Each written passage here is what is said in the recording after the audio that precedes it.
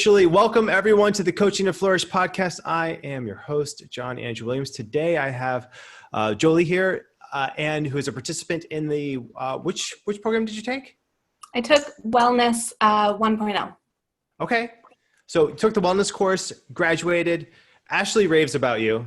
She's been telling us that she's been excited for this for a very long time. So I'm excited to hear your story and to see how you're using the training, what you're up to now, how this community can support you. So let's jump in. What are you up to now? What's the current practice, and who you coach and all those good things? Yeah. So currently I feel like I'm always reinventing myself. I feel like we're sort of not in really a new stage of reinventing, but I'm like you, and I get hyper-focused on something, and I'm like, yes, we're going to pursue this. And so at the moment, we're sort of hyper-focused on pursuing, creating deep connection in online spaces. How do we do this? How do we balance being online entrepreneurs and that requiring us to participate in social media, to be on platforms like Facebook and Instagram? But how do we then also have a really intentional and it's somewhat screen-free life? And then also, how do we have really deep connections, which we might have previously done face-to-face, and now we're moving those online for a whole bunch of reasons. So that's sort of my current focus. I mainly work with creative female entrepreneurs. So I work with knitters, crocheters. I have a client who's a baker. So I like to say I work with people who have turned their passion, their hobby, into something that makes money. So right now it's mainly people who play with yarn, but it's expanding. And so that's what we're doing. I have a group coaching program called the Fireside Circle, which is my main focus at the moment. And it's really this idea of sitting around a fireside with a small group, 6 to 8 women, and showing up every week and talking about what's really going on with our lives. That's so awesome. So that's a lot. That sounds like a really rich practice. Yeah. I absolutely love the idea of a practice centered around I coach people who knit. I mean, that might be my new favorite specialty of all time. I mean, you could advertise, you could go, are you kidding? Yarn stores, websites on knitting, like, they're already there. They're just waiting for you. They're waiting for their coach. Yeah. What is it about people who knit that draws you there? So this is where I started. I started knitting when I was 6 years old. I was obsessed with the American Girl doll Molly. I don't know if anyone is my age and grew up with Molly, who was like the World War II, I believe, World War I, World War II girl, and they knit socks in one of her books. And I was like, I'm going to do that. So I went to the library, I checked out a bunch of books, and I taught myself to knit. And that's a story that is shared by a lot of people. My sort of difference is I never stopped. I never went through the phase of like, oh, I learned to knit when I was 6 and then I put it away until I was 30. I simply never stopped. And so I started designing my own patterns out when I was in university. So I think my first pattern was published in an online magazine when I was maybe 19, 20. And then it kind of took off from there. I started designing and selling patterns, and then I began editing other people's patterns. So that's making sure that there's not any errors in it and it's ready for publication. And that's called tech editing. And out of university, I have a degree in mathematics with education, and decided I did not want to be a teacher and I didn't want to be an accountant. So I started my own business straight out of university and basically fell into editing other people's patterns. That took me to working for magazines and working for book publishers. And then people came to me and they're like, so we're talking, this is about 2008, 2009, 2010. So online communities, like online knitting communities, were thriving, and selling patterns online was becoming a thing. And so we started connecting online, and people started asking me, like, how did you get into this editing thing? Like, that sounds really fun. I like math. I like knitting. I can make this into like a job. And so I started teaching people how to tech edit. And that was my first real business, you could say. The first thing I was really known for is I have a course called Learn to Tech Edit. And I've been doing that for 7 years. And so that's simply how I started. I helped knitters learn how to tech edit. That was micro scale. At some point, I realized on the macro, what I was doing was I was helping women gain confidence in their ability to start a business and the ability to sell themselves and the ability to market themselves. And so I started teaching about marketing. I started teaching about limiting beliefs. I didn't use that language then, but in hindsight, that's what I was doing, talking about what does it look like to be a woman who has young babies and is also wanting to devote herself to an online business? And how do you balance these conflicting feelings of I should be there with my kids all the time? I really want to grow my business. And so I started talking about that.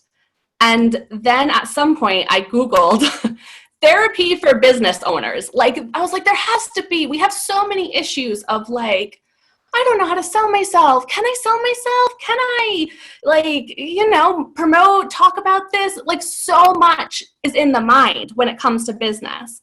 And so I was like, there's got to be a therapist, but like just business issues. And that led me to coaching. Like, somehow or another, the Google terms that I was putting in led me to this idea of like, oh, coaching could be this thing. And that's how I ended up in Wellness 1.0.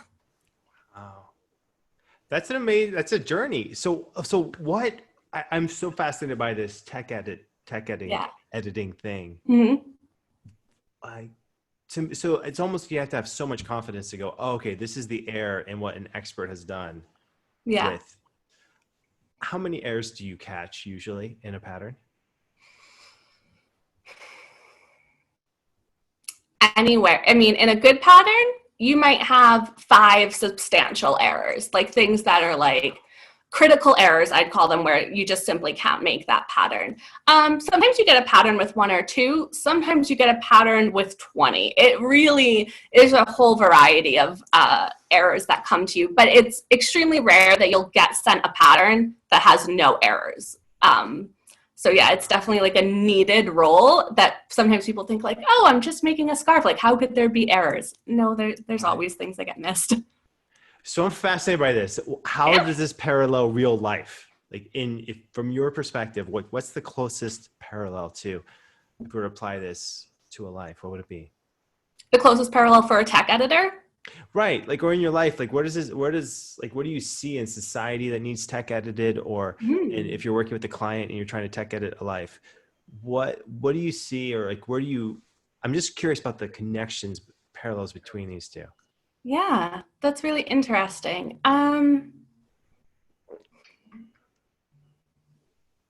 Tech editing is really offering another perspective on something you're putting out into the world. So a designer writes a pattern with their one perspective in mind. And sometimes when you come into something with your own perspective, you can't see what you've really written. So in your head, it makes a lot of sense.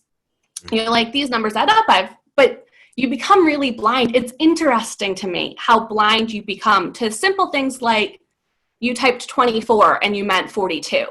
But you can't see it because you're coming into it with your own perspective.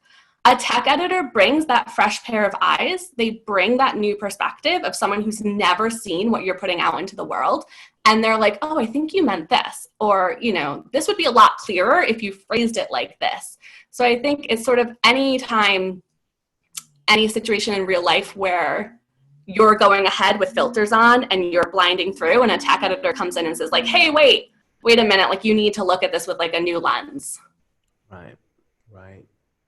I just had this idea for a business like a day or two ago. I just got to share it because it feels like exactly this, to have someone videotape you in a meeting, like watch your meetings and literally tech edit your meeting, almost to be like, have like a certified, like I'm certified to be in a meeting. Like I know how, like where I'm at, like a lot of leadership programs are like this and do this kind of thing. It feels to me, this is Joeli, you're just doing the same thing. It's like tech editing life. Coaching is tech editing. Yeah. Yeah.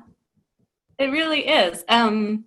Yeah, I think I have always been doing one thing in my life, and it's like providing a different perspective for people. One of my coaching clients just said to me, I asked her a question, and it was through text message, and she came back and she said, I really didn't expect to go to that place today where that question took me. And I was like, can I use that as my tagline? Like Joeli Kelly, taking you to places you never expected to go.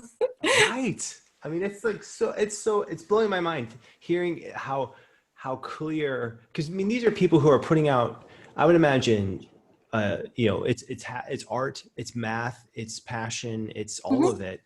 And still, even that, especially that needs to be edited. Yeah, I mean, it's so cool. And the interesting, go on. No, go for it.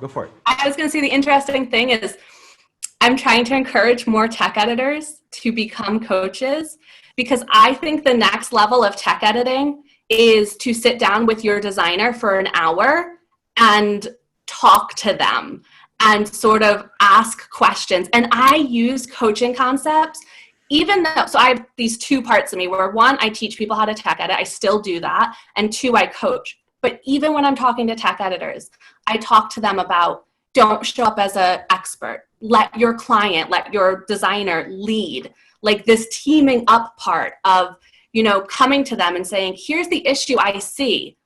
How would you like to go forward with this? Because I think it's so key, especially as a tech editor whose job is to make something perfect, which is an impossible task. Like perfection is not the aim. They get into this, I have to show up as the expert. I have to show up with all the answers. If something's not working in a pattern, I have to know how to fix it. And what I've started doing since becoming a coach is saying, no, this is not what we do. We show up with questions. We show up with curiosity. This isn't working. I don't know why it's not working. It's not my job to figure it out, but I'm going to present this to you that it's not working. There's actually a lot of parallels between how we show up as tech editors or in any sort of expert role and how we show up as coaches. And I'm really interested in merging the two lately.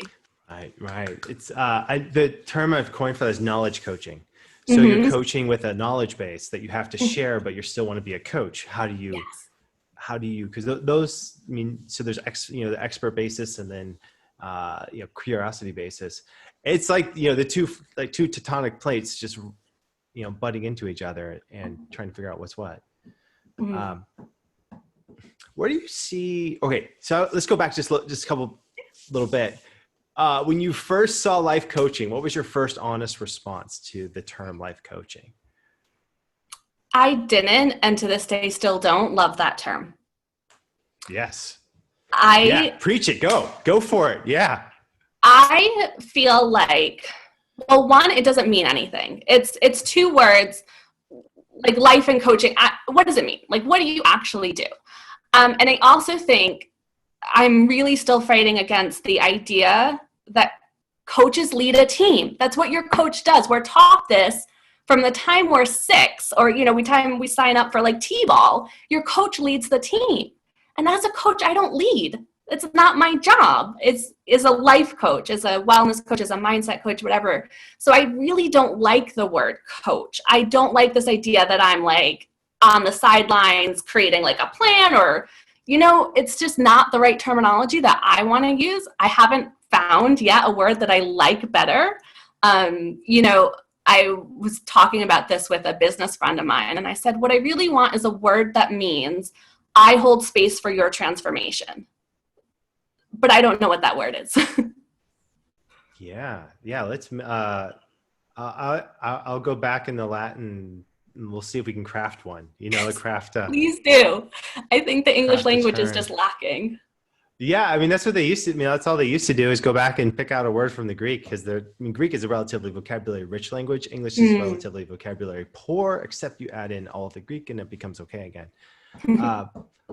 And Latin's actually vocabulary poor too, which is fascinating. But like, so I don't know, what would it be like metaplanus, a metaplanner? I don't know. Just we're just playing at this point. Yeah. Yeah. How do you, favorite concept in the 1.0? What was your favorite? My favorite concept, I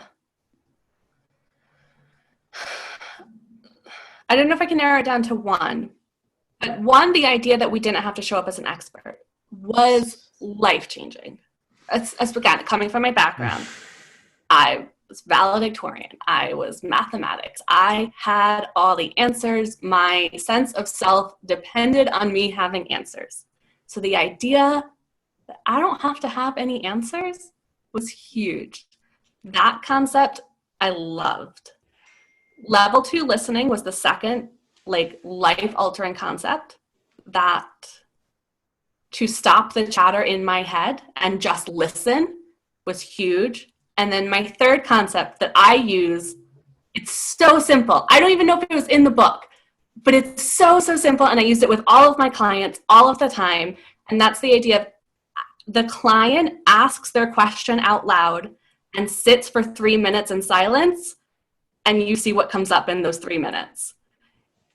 I have had numerous clients break down in tears during those 3 minutes, and I say nothing. Like, you just sit there and you hold space. I think it's that idea of you hold space for the client to come to their own transformation, for their own knowing to come up.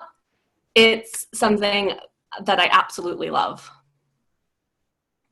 It's beautiful. What do you find in that space? Like, what's that space made of?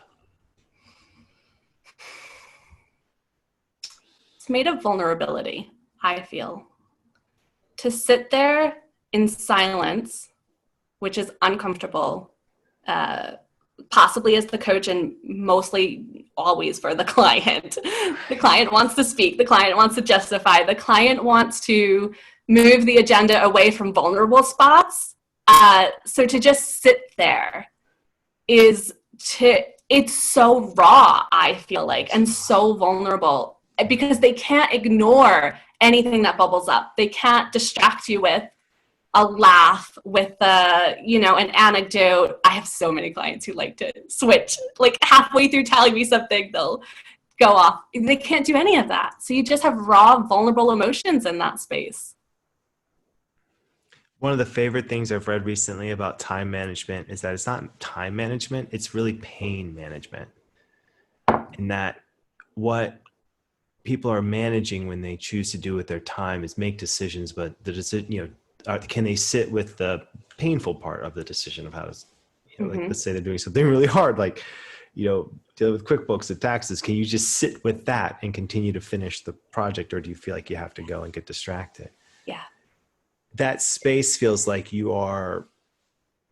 like you as a coach are creating like a force field. I feel like I'm somehow creating a force field for people to enter. That's a temporary reality. How do I describe like a temporary reality, like almost play zone where you can try on different things and see what it feels like. And then you can go out and, burst bubble. That makes sense.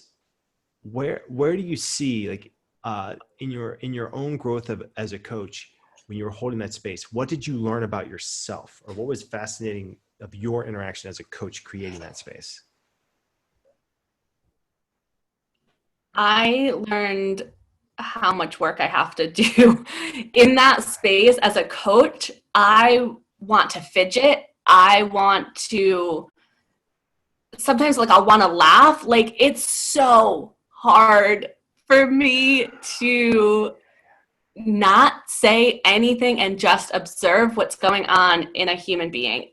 Because not only do you have to practice the art of mindfulness, where your thoughts come in and you let them go, but then you also have to be present with another person. So you can, for me, coaching is a lot of what feelings am I picking up from the other person, using that empathic tools. So I have to let go of all my stuff, let go of my desire to escape the pain, my desire to fidget, my desire to whatever, and then also be present for them. So it's definitely a growth tool for me as well. I fidget too. I'm a fidgeter. I just grab something and make it work. Joeli, it's just, I really enjoy listening to your energy, talking about the space, thinking, yeah, that's it. Like, that's it. Like, that's the most, to me, the most exciting thing that in my coaching journey, what I felt like I learned was to chill out your own inner mental chatter and to tune in to someone else's mental chatter. Yeah. And I feel like I listen with this, like my whole body listens, like a solar dish, you know, like almost like listening to the space. If your future self were to come in the room right now and just take it in, what would she say?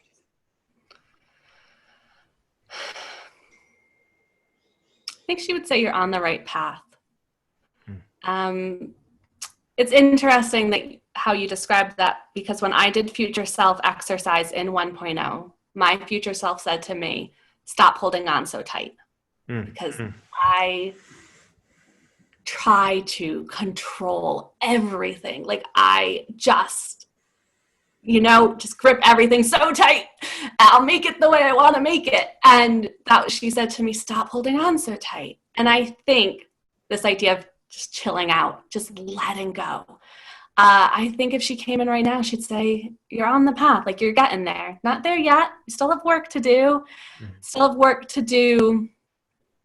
For me, it's about letting who I am as a coach, when I'm in real good coaching mode, permeate more to my everyday life. How can I chill out not only as a coach, but how can I chill out as a parent? How can I chill out as a wife, as a partner? Letting go in all areas. I would like to learn to slow down more. So I think she'd say, you're doing good though. You're on the right path for sure. That's awesome. Awesome. What advice would you have for someone just starting their coach training? Embrace the process. Trust the process. I think you get out of coach training what you put into it. And for me, and my advice for anyone, is to really lean into the discomfort. The main tenet of sort of my coaching philosophy is that magic happens when you get uncomfortable. And it's like you said, it's exactly what you said. It's the pain management. Uncomfortableness, that feeling, it's painful. So we run away. Right. And I'm really encouraging people to lean into it. And so those things in coaching, when you go through whatever course, whatever module you're in, and you start to feel uncomfortable, you start to feel like you want to avoid it, you've got to lean in. And I love the question, what's under this? And like, for me, it's a real visual. I imagine taking that moment out of my chest and holding it up and getting curious and being like, oh, what's attached to this? Like, what's under this? What's keeping, why am I keeping this around? And really examining it from a sort of 3D perspective.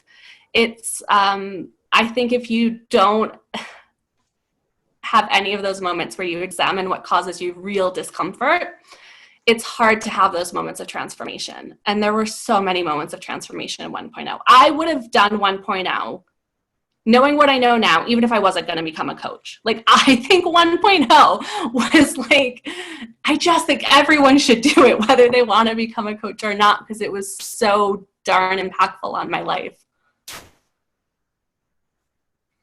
Thank you, Joeli. It's so good to hear. I haven't been in a class in a couple of years, so I'm a little bit, it's all a journey, having done it, trained it, and then now administering it. I miss it. I really miss that feeling. I miss it. Yeah. I want to do it again. Sometimes I go back to the YouTube playlist and just watch videos.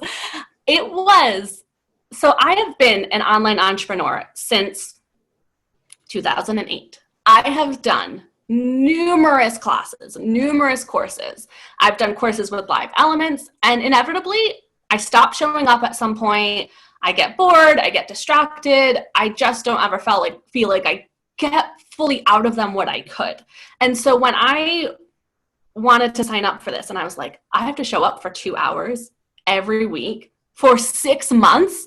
I was like, I don't know about this. I'm going to do it. I'm going to try, but I don't know about this. I didn't miss a single class. Like, there was something magical about it, where I was like, I want to show up every week. No matter, I had to rearrange things in my schedule. It wasn't easy to show up every week, but there was something about it. Like, I wanted to, and I miss it so much. And I kind of continually ask myself, like, how can I recreate that experience? I do too. I think, there's an element, I think thank you for that too. I mean, it just feels like there's this element of joy. I can't, deep joy when there's a group of people who are all yearning for personal and professional growth and doing it at such a fast rate over a period of time. I'm astounded at the depth of connection that's created. Like, going back to full circle to this online space, I'm astounded at the depth of creation, or the depth of the relationships that are created with this just simple, with empathetic listening.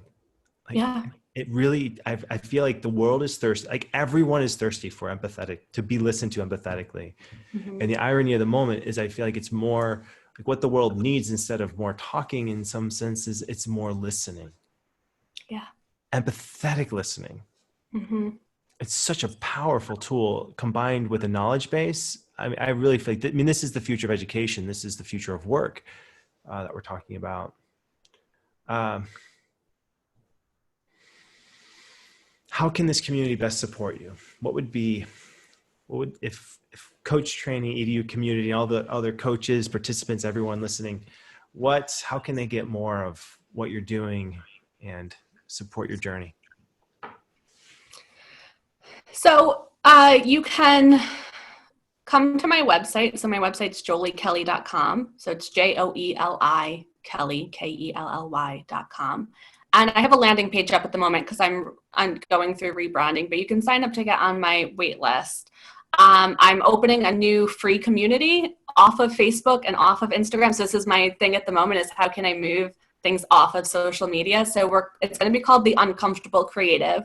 And the idea is that it's for people who are really willing to lean into discomfort, to remove the masks that we wear of, oh, I'm fine. Oh, I don't need any help. No, I've got it. To really lay those down at the door, show up authentically, and have deep, honest discussions about the state of online entrepreneurship in 2020, about how we make money, about how we stand in our values in a world in which, like, a lot of information is thrown at us.